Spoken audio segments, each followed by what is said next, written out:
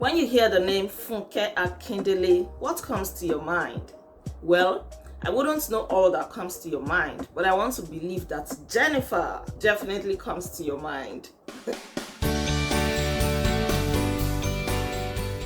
Hi guys, you are most welcome to my channel. Thank you so much for tuning in. I am Olaide Agbaje, and on this channel I share life stories and life experiences from which we can draw life lessons and live our lives intentionally. I believe so much in living intentionally. Funke Akindele, also known as Jennifer, is an award-winning Nigerian actress, filmmaker, producer, director, and of course a politician, and she has been in the news lately. Well, for two reasons. First, for her film titled A Tribe Called Judah, which has surpassed Wakanda, Black Panther, in the box office, the Nigerian box office, and that film has grossed in over 1 billion naira. Another reason why the name Funke Akindele is on the lips of people is because of the interview that she granted lately, where she talked about her marriage and how she does not see her marriage as a failure. This has got people talking, with people having different opinions, unsolicited opinions, and different things that they have to say. Well, I'm going to come back to that shortly, but let us see, who is Funke Akindele? I just mentioned her full name. She is Funke Akindele, and she was born in Ikorodu, Lagos, Nigeria on the 24th of August 1977. Funke has two other siblings because her mom had three children. Her mom was a medical doctor, and unfortunately she passed on in February 2023. Her dad was a retired school principal. Funke Akindele first went to Moshood Abiola Polytechnic, where she obtained an ordinary national diploma (OND), and afterwards went to the University of Lagos, where she obtained a degree in law, not because she actually wanted to do law, but because her dad wanted her to do law. And so she said that she did the law for her dad. After bagging a law degree, she launched fully into entertainment because that was what she was really passionate about. And of course, we can see that now. We really can see the fruits of her passion. Funke Akindele is doing so well in her career. She is the most nominated actress and filmmaker in the African Magic Viewers' Choice Awards, and she has won several awards. Kudos to her. Let's give her flowers. She is also the highest grossing Nigerian director in the Nigerian box office, grossing over 2.6 billion naira from three of her movies: Omogeto the Saga, Battle on Booker Street, and of course A Tribe Called Judah, her latest film project. Funke is the second of her mom's three children. Okay, so let's talk about her marriage that really got people talking. In an interview that she granted, she talked about so many things: her personal life, her passion, her career, her family, and her values and principles. And then she talked about her marriage. Well, Funke has been married twice, and she's currently not married. Her first marriage was to Adeola Kehinde Oloyede on the 26th of May 2012. That marriage only lasted till June 2013 due to irreconcilable differences according to the couple, and they had to go their separate ways. Funke gave marriage another shot, and this time around she got married to Nigerian rapper JJC Skills, who was based in London. So the wedding held in London in May 2016. In December 2018, she gave birth to a set of twin boys. The marriage lasted for 6 years and packed up in June 2022 when her ex-husband, JJC Skills, announced via his Instagram page that both of them had to go their separate ways and that the marriage had ended. This came at a time when Funke Akindele was to be a deputy to the PDP's gubernatorial candidate, that is Abdulaziz Olajide Adediran, popularly known as Jandor. And so people were thinking, okay, maybe it's because of politics. Maybe it was because she wanted to get involved in politics and she wanted to be an independent entity. People were insinuating a lot of things that Probably she didn't want to be associated with her husband at that time, and so she wanted to be independent just for the sake of the elections. I also was thinking, oh, could it be a joke? Because what made me think of this was that their marriage appeared to be picture perfect, at least from what we saw outside. Both of them were good together. They were always celebrating each other. So for somebody like me, I did not believe it at first. I thought it was some kind of stunt. And just like other people thought, maybe was it for the elections or something, but it happened to be true. They actually went their separate ways. So in that interview that I referred to, Funke has said that she did not see her 2 failed marriages as failure because, according to her, there are other things that are very important in life, such as her mental health, the impact that she has to make. Her siblings are there. She has to be there for her children also. Her career is there. She needs to raise her shoulders, put her head up, and do what she's got to do instead of crying over a marriage that did not work out. So just like the successes that she has recorded in her life, she also has some parts of her life which have not worked out, and her marriage is one of them. She said that she sees failure as a part of life, and that is true really. As human beings, failure is a part of life. They said that life has its good side and its bad sides, right? So failure is part of life, and the fact that her marriages did not work out does not mean that it is the end of her life. She also said that she has to impact young people. She has to inspire them. And in her words, she said, why am I living? I have a purpose. I have to empower a lot of people. I have to inspire young people out there. I have to stay strong for my children, my siblings. Why am I leaving? She also said, and I quote, yes, I cry. Yes, I break down, but I just clean the tears, look into the mirror, and tell myself, keep moving on. That's the spirit, if you ask me. But then, as usual, some people, especially social media people, who would always have unsolicited opinions about people's personal lives, have come out to say all sorts of things. And I just want to read 1 or 2 comments. So, somebody was so bold, audacious to say that, and I want to quote this guy. He said, it's a failure, but you have healed from it. That's all.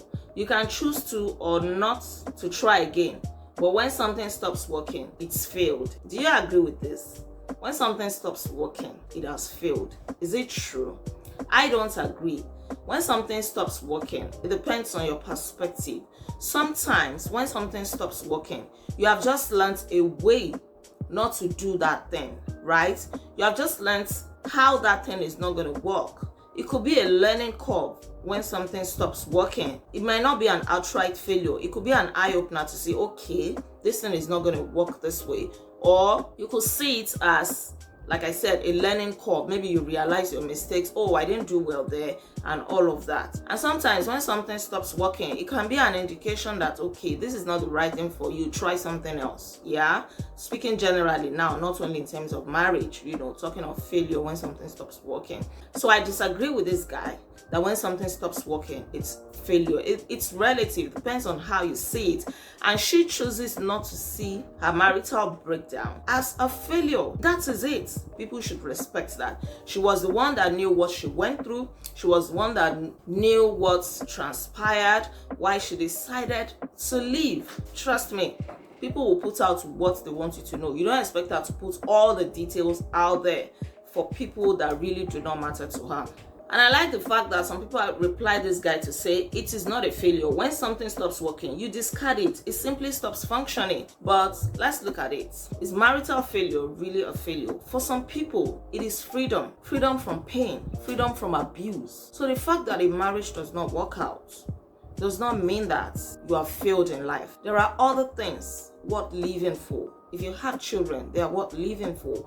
If you are making an impact, you are fulfilling God's purpose for your life, you're doing other things, they are worth living for. They are equally important. Marriage is not the highest achievement in life, as people would like to think in this part of the world, in Africa, particularly in Nigeria. Fine, just like every other thing, people make mistakes, right? So you could admit that you made a mistake in marriage, which is okay. Admit and move on, learn from your mistakes. And some people are just not fortunate to get it right in marriage or to be with the right person, especially people that fall in love too easily, that don't pay attention to some things that they should pay attention to. You see, they fall in love very quickly. They may not see that, okay, this other guy or lady is not who I really want, and it is when they get into the marriage that they make their discoveries. And also, I really want to emphasize this. This is not to say that marriage is not beautiful. Marriage is a beautiful thing. God himself instituted marriage. Like I always say on this channel, marriage is beautiful. And the fact that some people's marriages are not working out does not discredit the institution of marriage. It does not make it less beautiful in any way. Just like life, look at it this way. Life is beautiful, but some people are not getting it right in life. Some people have a lot of struggles in life, right? It still does not negate the fact that God wants us to live a beautiful life, to live a fulfilling life. Let me touch quickly on our latest film project titled A Tribe Called Judah.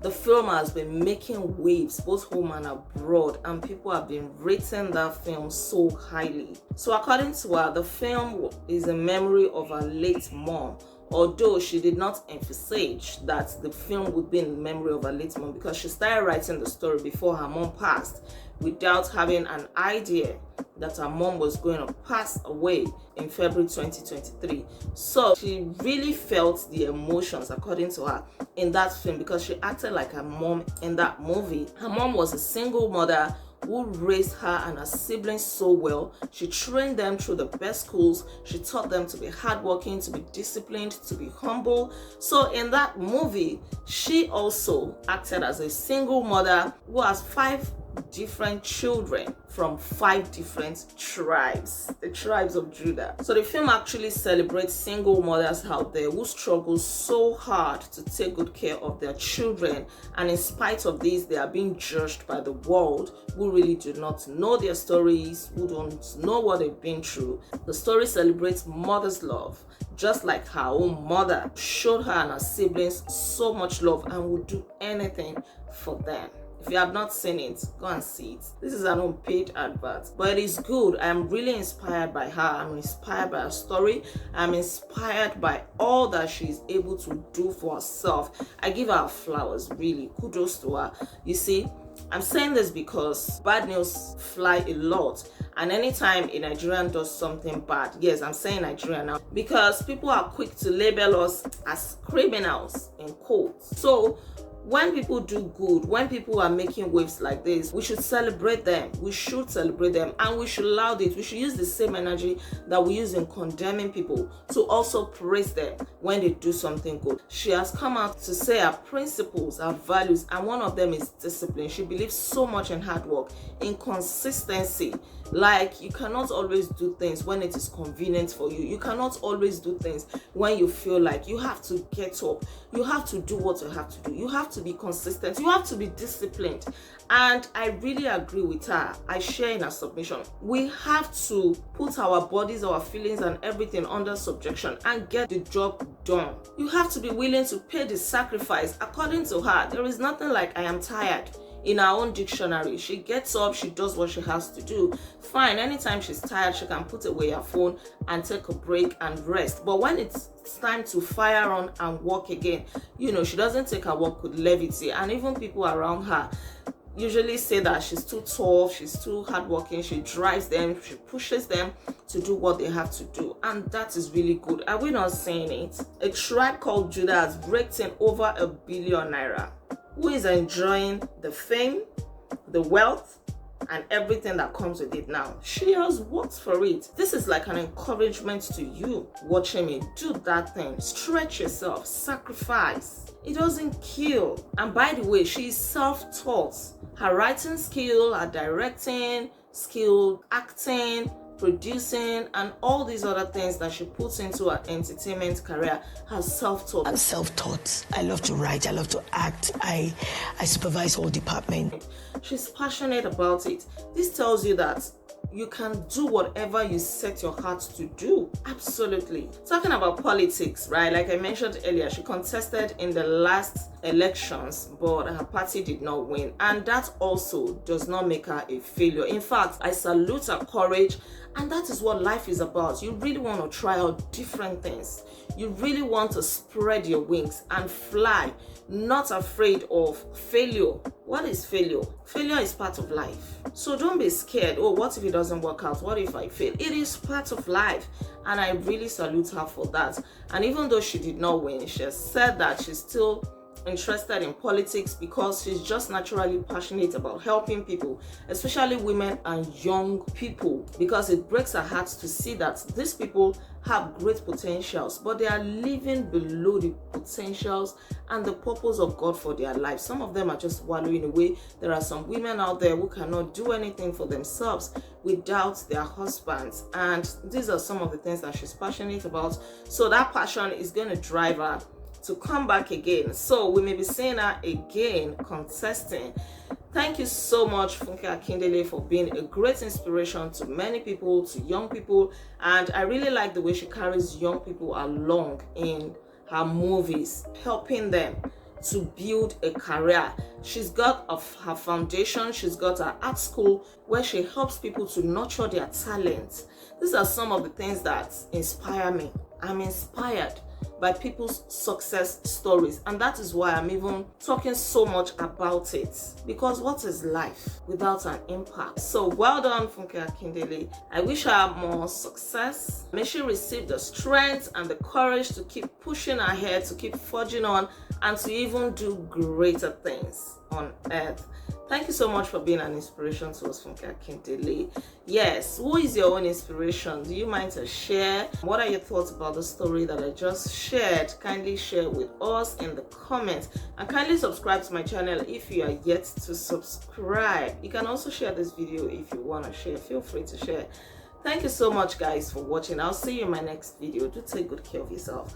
Until then, be intentional.